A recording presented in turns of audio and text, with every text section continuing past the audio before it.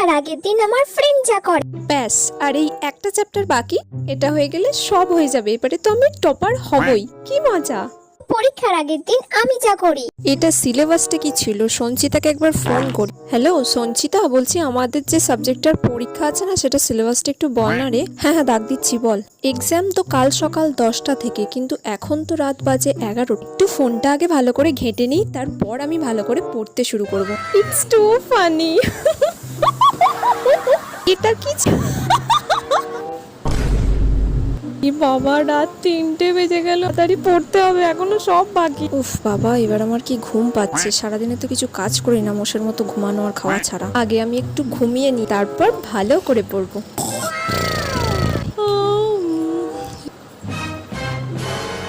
ই বাবা, আমার তো আজ এক্সাম। সকাল 7টা বেজে গেল, এবার আমি কি করবো?